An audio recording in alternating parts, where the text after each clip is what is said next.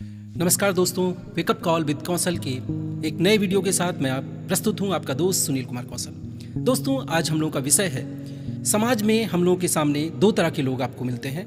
एक जो हर काम को अपनी जिम्मेदारी समझ करके उसे बखूबी अंजाम तक पहुंचाने की कोशिश करते हैं, और दूसरे जो हर काम को किसी भी तरीके से टाल करके उससे भागने की कोशिश करते हैं। और मज़ेदार बात यह है कि जो लोग भागना चाहते हैं उनको धीरे धीरे कम काम मिलता है, और जो लोग जिम्मेदारी लेते हैं उनके ऊपर बोझ बढ़ता जाता है।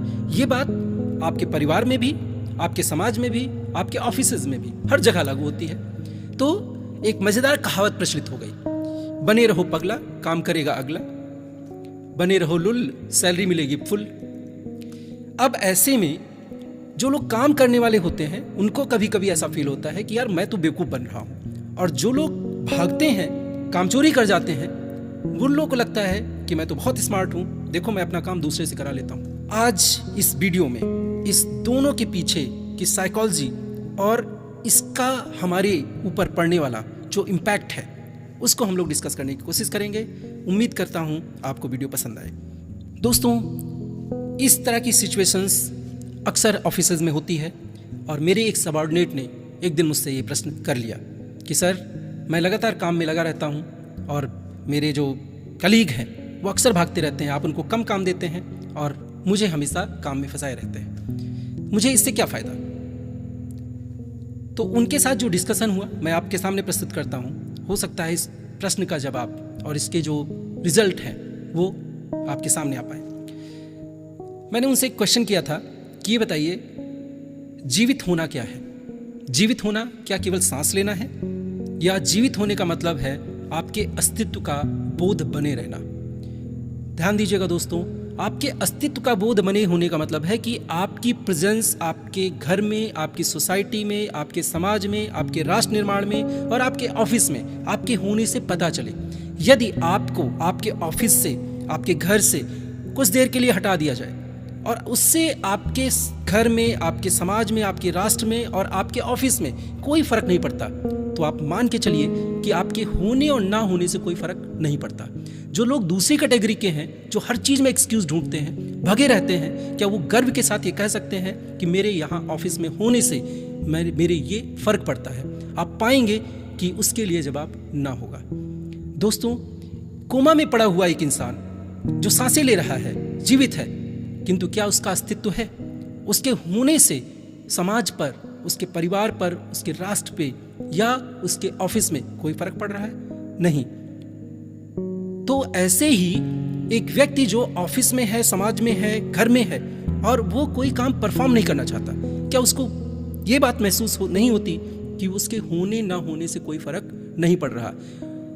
अब इसको ऐसे समझिए कि काम केवल काम नहीं है, हर काम के साथ एक अनुभव, एक एक्सपीरियंस जुड़ता है, और हर एक्सपीरियंस के साथ आपके व्यक्तित्व का निर्माण जुड़ता है।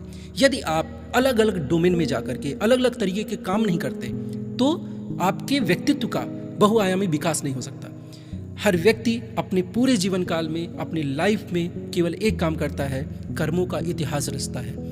मैं बार बार यही कहता हूँ कि आपके कर्मों का इतिहास जितना बड़ा होता है वो आपका व्यक्तित्व उतना बड़ा हो जाता है। अगर आप अपने आप को किसी भी एक फील्ड तक सीमित कर लेते हैं तो आप इसका मतलब अपने अनुभव को सीमित करते हैं, अपने व्यक्तित्व को सीमित करते हैं। आप जब भी एक शब्द कहते हैं, एक्सक्यूज या सॉरी, आप एक शब्द नहीं कह रहे होते हैं, अपने खुद के व्यक्तित्व के निर्माण की प्रक्रिया को खुद ही बाधित कर रहे होते हैं। आप मान के चलिए, आप फील करिएगा कि आप जिस दिन ये महसूस कराते हैं कि आपकी हुर से, आपके होने मात्र से किसी को ये विश्वास होता है कि इस व्यक्ति के खड़े होने से मेरे काम सुगम हो गए, आपके ऑफिस को ये विश्वास होता है कि इस व्यक्ति के होने से हमारी चीज़ें इजी हो जा रही हैं, इसका मतलब आपका व्यक्तित्व केवल आप तक सीमित नहीं रह जाता, एक विश्वास से जुड़ जाता है। और इसीलिए एक्सक्यूज शब्द से बचिए, सॉरी शब्द से बचिए, और ये नहीं हो सकता इस शब्द से बचिए, क्योंकि ये एक शब्द नहीं, आपके व्यक्तित्व की निर्माण की प्रक्रिया है। और जिस व्यक्ति के लिए ये शब्द एक जगह लागू होता है वो हर जगह लागू होता है। अगर वो ऑफिस में ये काम नहीं हो सकता कहना सीख जाता है तो अपने परिवार में, अपने फैमिली रिलेशन में, अपने समाज में भी इस शब्द को लगातार दोहराता है और ये उसकी फितरत हो जाती है और आप पाते हैं कि वो व्यक्ति कभी भी कोई दायित्व लेने की स्थिति में नहीं होता। तो आप सबसे एक ही रिक्वेस्ट है कि ऐसे लोगों को ये मोटिवेशन मिलना चाहिए कि काम को स्वीकार करना बेवकूफ़ बनना नहीं है। काम को स्वीकार करना अपने खुद के लिए, अपने खुद के व्यक्तित्व के विकास के लिए बहुत ज़रूरी है और इसको एंजॉय करने की चीज़ है। एक एग्जाम्पल आप सबके लिए, राजा राम राजा बन करके राजा रह जाते, वन में निकल करके, पथिक बन करके, लोगों से मिल करके, जंगल के झंझावात झेल करके वो श्री राम बन जाते हैं। नमस्कार।